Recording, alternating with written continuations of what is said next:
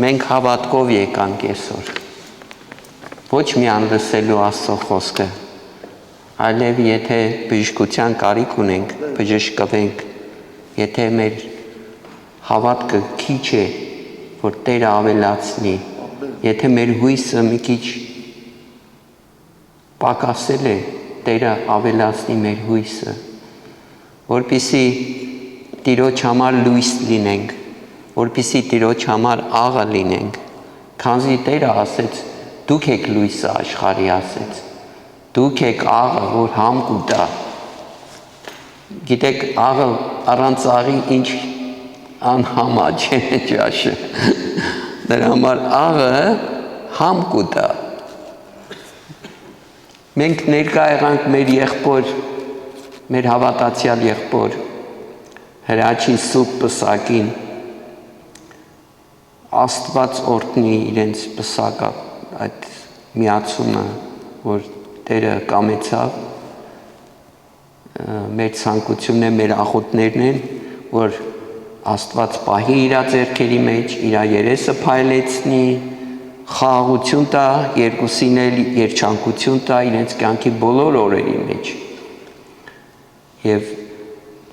այդ թանկագին բանը, խաղաղությունը, երջանկությունը Տիրոջից է գալիս, թող բոլորիդ, ովքեր որ ներկա եղան այստեղ հիմա, եւ նրանք որ չկարողացան գալ, բոլորին Տերը պահի պահպանի, երեսը փայլեցնի, խաղաղություն տա, երջանկությունը տա, մինչև իրեն գալը, մինչև Մարանաթա,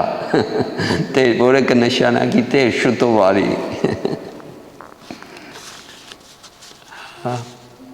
Ուրեմն նախքան քարոզախոսությունը կարդալը ուզում եմ Սաղմոսագրքից 32-ը այսպես է ասում. Երանի անոր, որուն հանցանքներուն թողություն եղավ, ու անոր մեղքերը ծածկվեցան, երանի այն մարդուն, որուն Տերը անօրենություն չի սեպեր, սակայն սերը պիտի պատե Տիրոջը հուսացողներուն չորս կողմը, ով արդարներ, Տիրոջ մով ուրախ եղեք ու ցնծացեք, ցնծությամբ երգեցեք, դուք ամենքդ, որ սրտով ուղիղ եք։ Մեր Տեր Հիսուս Քրիստոսը եկավ Գալիլեայի ծովի ափին, եւ որ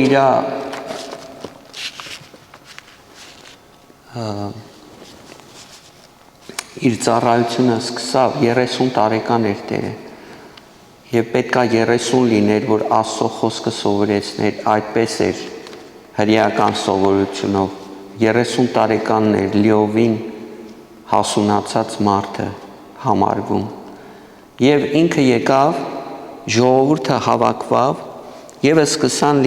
լսել Տիրոջը։ Շատերը եկել էին, Տերը գիտեր իրանց սիրտի ինչ կարիքներ ունեն, Տերը մեր սիրտերը բոլորի գիտի, ոչ մի բան թաքուն չկա Տիրոջ համար, որտեւ այդ սիրտը ով է ստեղծել, Տեր Աստվածն է ստեղծել, ամեն ինչ գիտի, մեր միտքը, մեր սիրտը, մեր ամեն անցյալը, ներկան, եւ այդտեղ հավաքածները եկել էին տարբեր տեսակ ցավերով, շատերը անոթի էին, Տերը հացել էր տալիս 5000-ին կերակրեց քանի անգամ, շատերը եկել էին բժշկվելու, շատերն էլ եկել էին, որ լսեն Աստծո խոսքը, արքայության խոսքը, որ խոստացված խոսքը, որը սպասում էին Փրկիչին, եւ նա առակներով խոսաց ժողովրդին, առաջի առակը, որ ասեց, Մատթեոս Արվետանի 13 գլխում, Սերնացանի առակն էր, որ առաջ մեծ գործարաններ չկար, կոմպանիներ չկար, մարդու գործը կապված էր հողի հետ, ինչպես Ադամը ինչից պատրաստեց Աստված, հողից, եւ կարծում եմ Այն մարդիկ, որ հողի հետ են աշխատում, հողագործ են կամ այգեգործ են, ավելի առողջ են, ավելի հանգիստ են, մտքով ավելի խաղաղ են, որտեղ իրենք աշխատում են մի գործի հետ, որ իրենք են ստեղծված, հողից ստեղծված։ Եվ Տերը ասում է, որ հողագործը սերմեր էր ցանում։ Սերմը, որ ցանում էր, այդ սերմերը մի մասը ընկնում էր ճանապարհի եզրին, մի մասը ընկնում էր քարերի վրա, մի մասը ընկնում էր փուշերի մեջ, իսկ մյուս մասը ընկավ փափուկ լավ հողի մեջ։ Այդ որ ընկել էր, այդ որ ընկավ փափուկ հողի մեջ, մեկը դարձավ 30, 30 դարձավ 60, 60-ը 100։ Եվ այս բաները, որ պատմեց, աշակերտները եկան, ասեցին, ինչու ես դու առակներով խոսում։ Եվ Տերը այսպես պատասխանեց։ Մատթեոսի ավետարանի 13 գլխի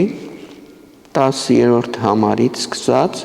աշակերտները մոտենալով ասին իրեն, ինչու համար առակներով կխոսիս անոնց։ Անալ պատասխան տվավ ու սավ անոնց։ Անոր համար, որ ձեզի տրված է գիտնալ երկնքի թագավորության խորհուրդները, բայց անոնց տրված չէ, վասնզի ով որ ունի, անոր պիտի տրվի, ու պիտի ավելնա, եւ ով որ չունի, ունեցածն ալ պիտի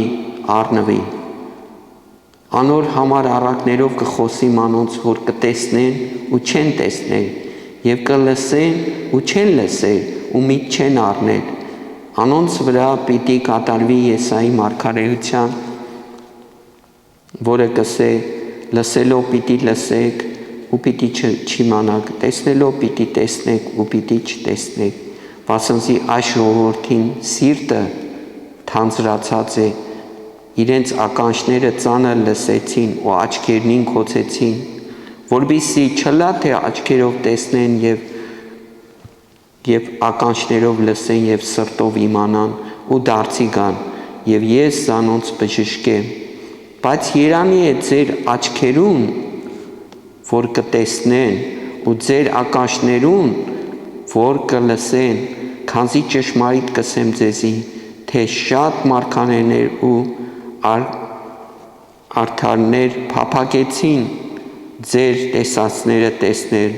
ու չտեսան, ու ձեր լսածները լսել ու չլսեցին։ Եվ Տերը այսպես բացատրեց իր առակը սերմնացանի։ Այդ ասեց, որ Տերը ասեց, եւ այն սերմերը, որ ընկան ճանապարհի եզրին, թռչունները եկան առան տարան, այդ նման է այն մարդկանց, որ Աստծո խոսքը լսում են եւ դարձնում են, լսում են, այսպես մեջքերին դարձնում են, մի ականջից մտավ, մյուսից դուրս եկավ, ոչ մի էֆեկտ չտվեց իր կյանքի։ Եվ այդ ճանապարհը, որ ինչու ասում ճանապարհը արդեն հողը պինդ է, վրայից ամեն տեսակ մարդ անցել է, կենդանիները անցել են, սայլերը անցել, այդ հողը պնդացել է, չի աճի։ Մյուս սերմերը ընկան քարերի մեջ շուտ ծիլ տվեց, բայց հենց արևը ելավ, չորացավ գնաց։ Սրանք է այդ մարդիկ են, որ Աստծո խոսքը լսում են, ուրախանում են, բայց հենց որ մի քիչ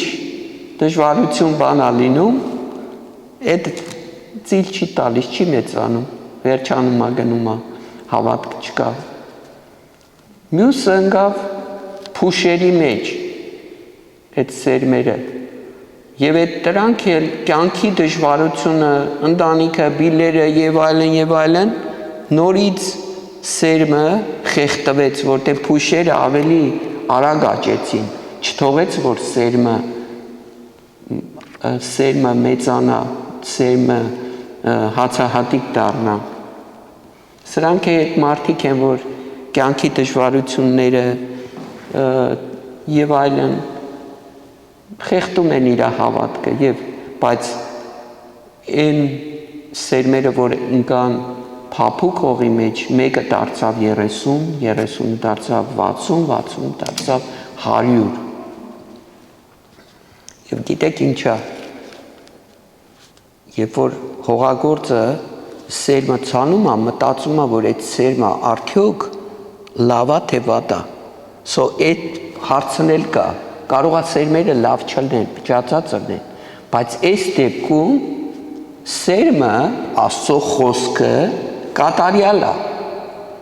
Կատարյալ է, ոչ մի կատարյալ ճշմարտությունը,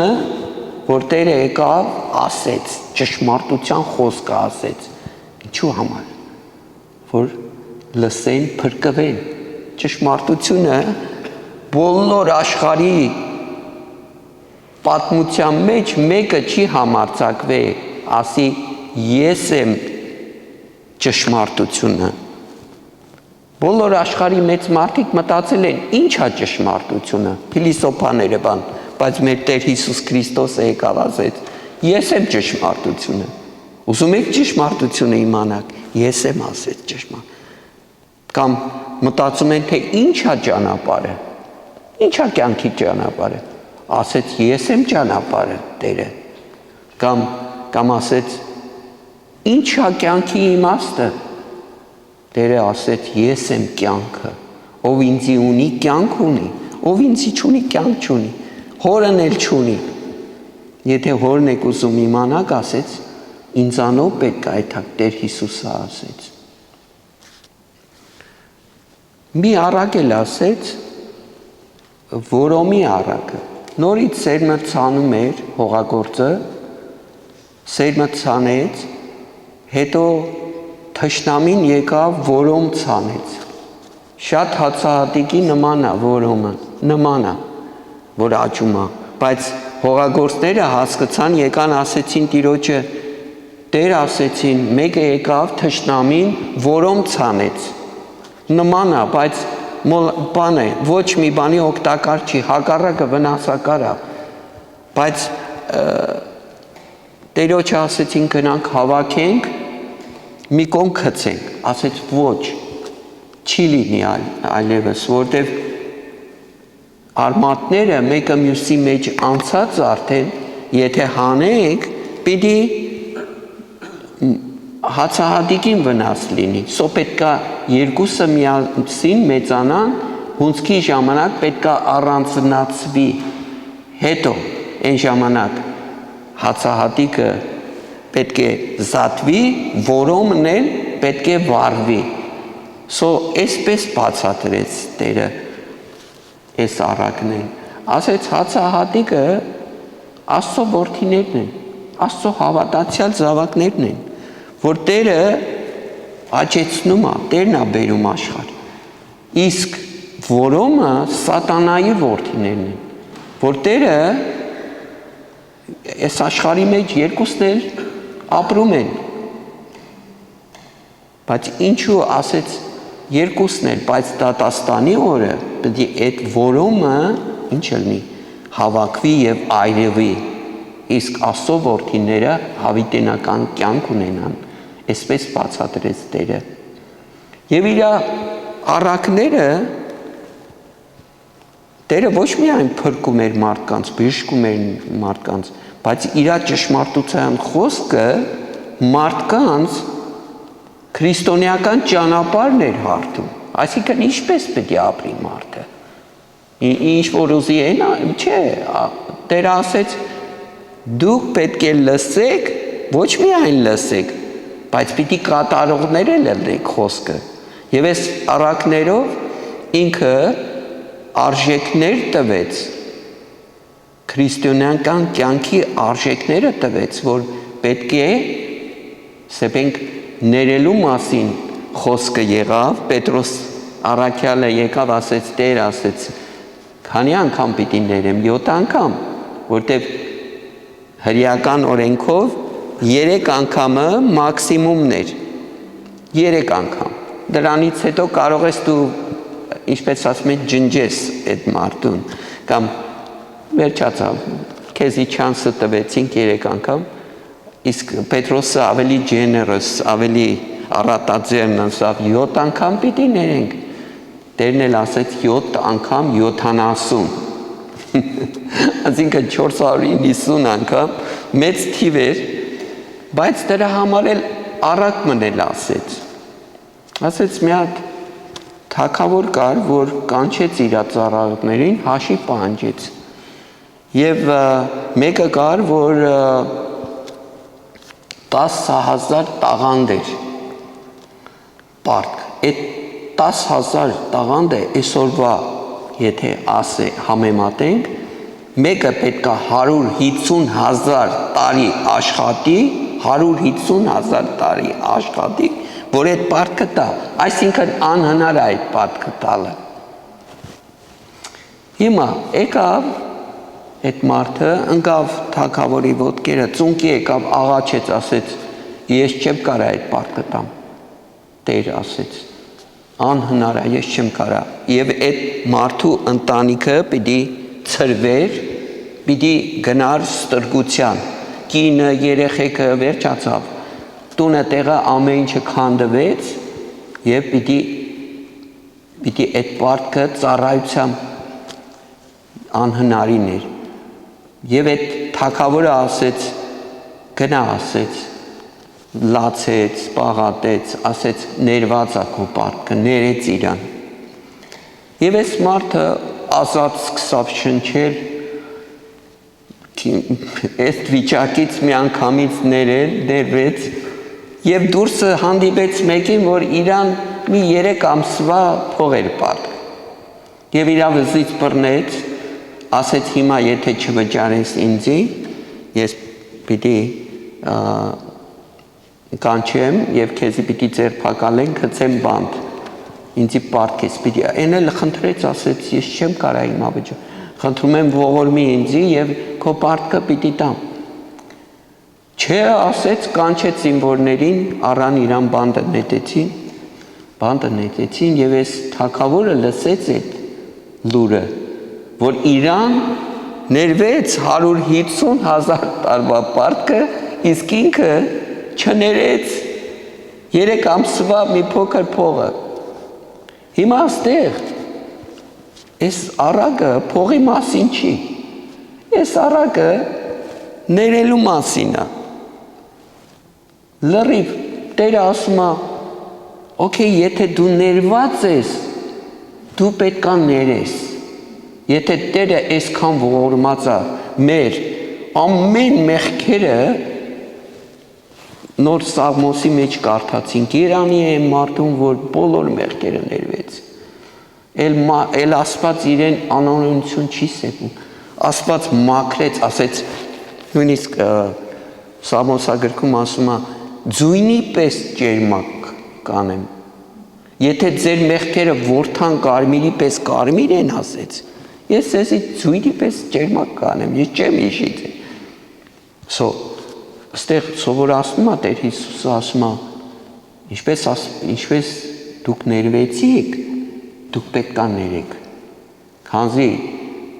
ասում է, եթե դուք չներեք ձեզի պարտականներում, Աստված էլ ձեզ չի ների։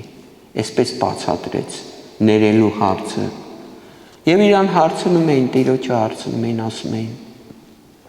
թագավորության մասին, Աստծո թագավորությունը ինչ է, ասում էին։ Ինքն էլ բացատրում էր, ասեց մի կին եւ այդ պատմությունները այնքան հասարակ վերցրած, կյանքից վերցրած պատմություններ են։ Մի կին, որ հաց էր թխում, 3 բաժին ալյուր վերցրեց, որ այդ 3 բաժինով կարայր 100 հոգու հաց կերցնեիր։ Հացը վերցրեց եւ մի փոքր ինչ դրեց մեջը, դրոշ։ Եվ այդ լրիվ խմորը մի փոքր դրոշը թթվեց, թթվախմոր դրեց, այդ թթվախմորը փոքրիկ լրիվ խմորը բան արեց, ասեց Աստծո թագավորությունն էլ այսպես։ Տերը ընտրեց ընդամենը 12 հոգու եւ ինքը բոլոր աշխարհը ինչ եղավ, փոխվեց, սիրտից այդ կրակը, որ Տերը սկսավ մարդկանց սիրտի մեջ է, այդ կրակը, որ դու էլ աշխարհինը չես, դու Աստծո զավակ ես,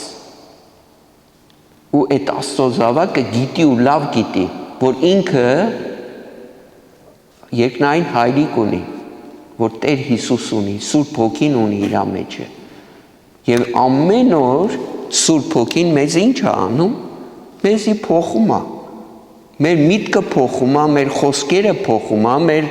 վարմունքը փոխում է, մեր գործերը փոխում է, ինչու ներսես շնորհալի ինչ լավ աղոթք ունի 11 ամենակարճը իմաստություն տուր Տեր Հիսուս, իմաստություն, որ բարին խորեմ, բարին խոսեմ, բարին գործեմ կյանքից բոլոր օրեր մեջը եւ պաշտպանի ինձ չարից ողորմյա ինձ քո արարածներուն եւ ինձ բազմամեղից։ Ինչ այդ նշանակում։ Ամբողջ կյանքն է մարդու, ինչ խորի, ինչ մտածի, ինչ խորի եւ ինչ խոսի, ինչ գործի։ Եվ Պողոս առաքյալը ասում է՝ մի նմանեցեք այս աշխարհին, բայց ձեր մտքի փոփոխությունով փոփոխվեցեք։ Ամեն ինչը սկսում է մտքից։ Ինչի մարդիկ Ամերիկայի մեջ 60 միլիոն մարդ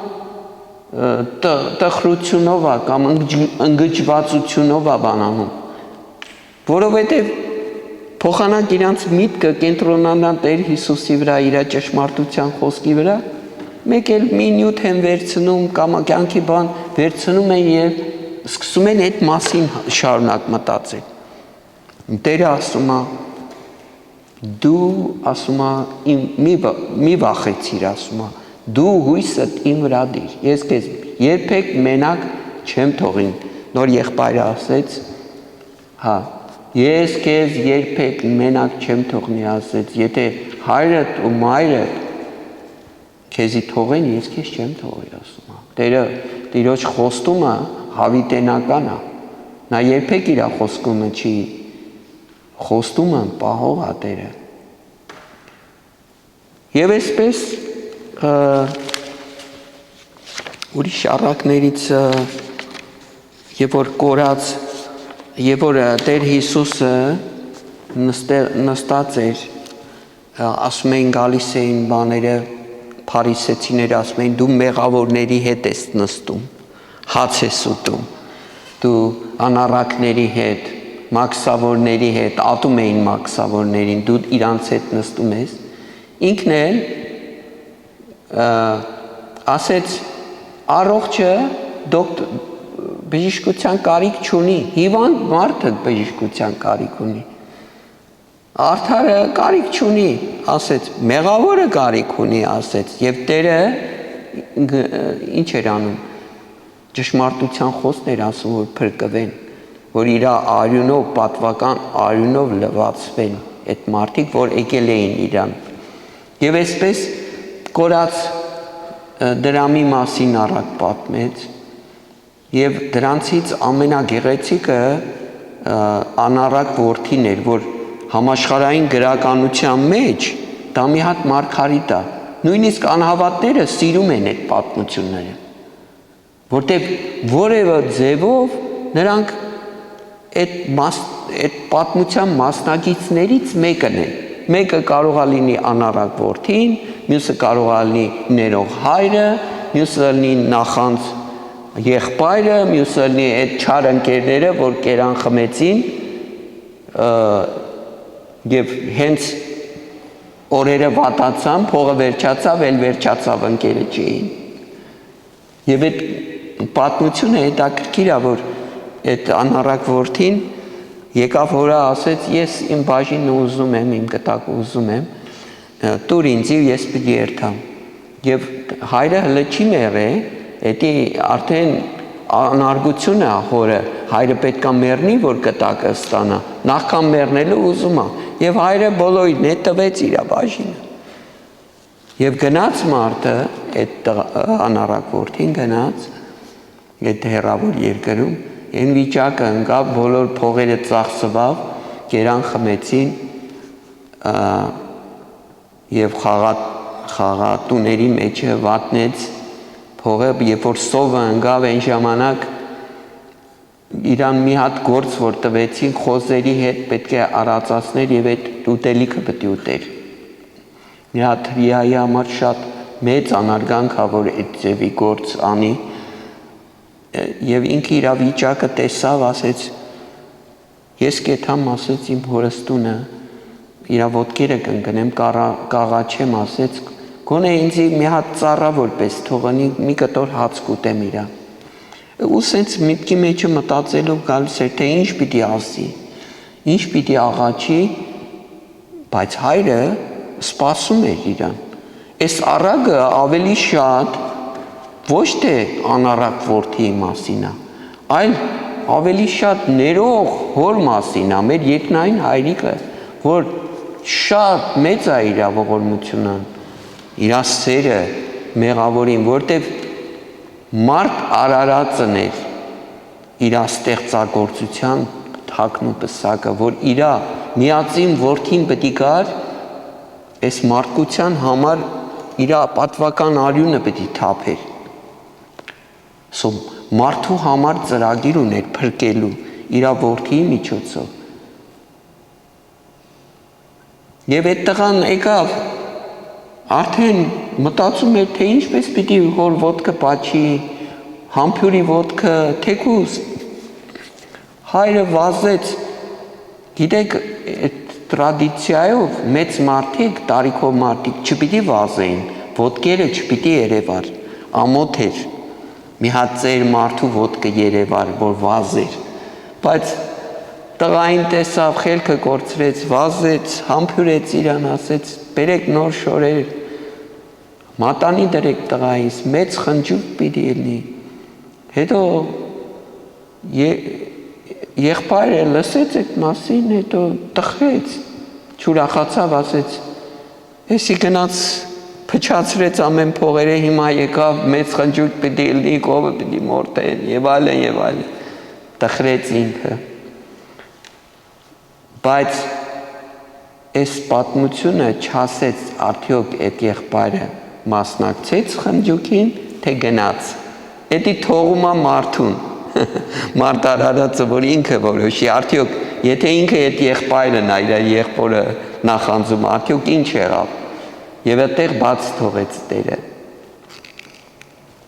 Դες եւ գիտեք ողորմության մասին Տերը շատ ողորմած է։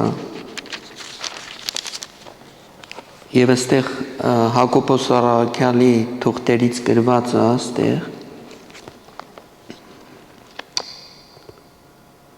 Վասնզի դատաստանը անողորմ պիտի ըլա անոր, որ ողորմություն չներ եւ ողորմությունը կբարձենա դատաստանի դիմաց։ Էսի ավելի շատ զուգակցեց այդ ծառան, որ չներեց այդ մարդուն, ինքը ներվեց, բայց երբ որ եկավ ժամանակը, որ ինքը պետքա ներեր, չներեց, իրա կորցրեց իրան, ներեց թագավորը ներեց իրան, բայց կորցրեց այդ ներողը, որտև ինքը ողորմած չէր, ինքն է պետք է ալներ, Տերը տենց ա ուզում։ Բայց մեզ հավատացյալներից միշտ Տերը ինչ է ասում, Ֆիլիպեցիների 4:4-8 շատ գեղեցիկ խոսք, ուրախ եղեք Տիրոջմով, ամեն ատեն, դարձյալ կսեմ ուրախ եղեք, ձեր քաղցրությունը ամեն մարդոց թող հայտնի ելա, Տերը մոտ է, բանի մը համար հոգ մի երեք, հապա ամեն բանի մեջ աղոթքով ու աղաչանքով գոհությունով մեկտեղ ձեր խնդրանքը Աստծո հայտնի ելա եւ Աստծո խաղաղությունը, որ ամեն միտքը վեր է, ձեր սրտերը ու մտքերը Քրիստոս Հիսուսով պիտի պահե։ Վերջապես եղբայրներ, ինչ որ ճշմարտությունով է, ինչ որ պարկեշտությունով է, ինչ որ արդարությունով է, ինչ որ մաքրությունով է, ինչ որ սիրով, ինչ որ բարի համբավով, ինչ առաքինություն եւ ինչ գոհություն որ կա, այն բաները խորեցեք։ Ամեն։ Եվ այս գիտեք, եւ ցույց է տալիս Աստծո խոսքը, թե ինչի մասին մարդը մտածի։ Եթե տխուր է, եթե ընկճված է, ասում է ինչ որ արդարությունով է, ինչ որ Աստծո խոսքով է, ինչ որ ճշմարտությունով, ասում է դրա վրա կենտրոնացեք։ Մի թողեք որ չարագա ձեր մտքի միտքը ստեղ տանի, ընդեղ տանի, այլ ուրախ եղեք, ասում է Տիրոջմով։ Եվ ես սրանով ուզում եմ ավարտեմ